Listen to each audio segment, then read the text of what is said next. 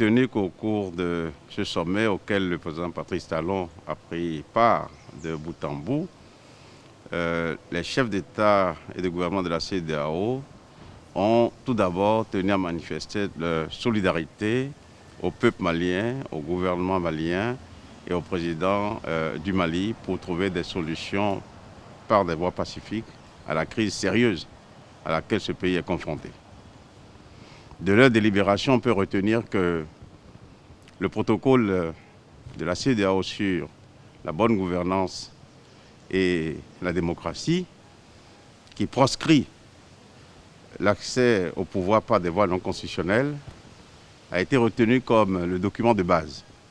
ce qui rend impossible la satisfaction de la revendication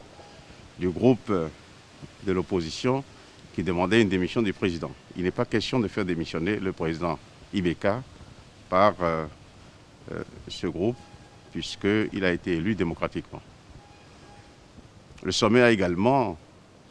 souhaité qu'un certain nombre de mesures soient prises pour pouvoir retourner à un fonctionnement harmonieux, ou du moins une reprise de la vie constitutionnelle dans ce pays. La première chose, c'est que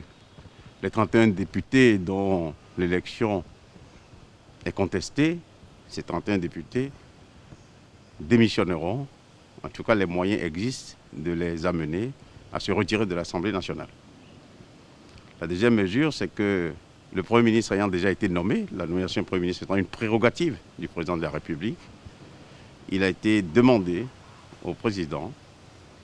de nommer les ministres de souveraineté, à savoir la défense, la justice, les affaires étrangères, la sécurité et les finances. Le sommet a recommandé également que la proposition de mise en place d'un gouvernement d'union nationale soit actée assez rapidement pour permettre au gouvernement, dans une proportion qui a été indiquée, à l'opposition, mais aussi à la société civile, de participer à la mise en place d'un gouvernement qui pourrait amener le peuple frère du Mali à renouer avec une vie normale, puisque le fait d'être dans une situation d'insurrection, dans une situation de désordre, peut faire le lit du terrorisme. Donc cette décision a été prise. Enfin, il a été convenu que des élections partielles législatives soient organisées, que la Cour constitutionnelle soit remise en place, soit reconstituée en utilisant tout ce qui est prévu par la constitution de ce pays. Et une chose qui est très importante, c'est que les chefs d'État ont assorti ces mesures-là d'un délai de mise en œuvre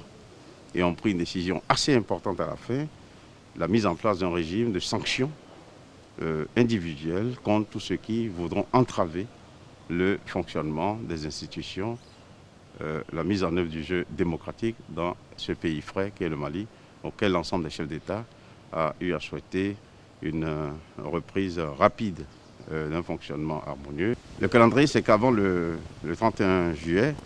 la plupart des mesures doivent être prises. Et donc,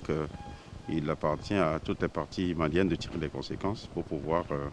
préserver la paix et la concorde dans leur pays.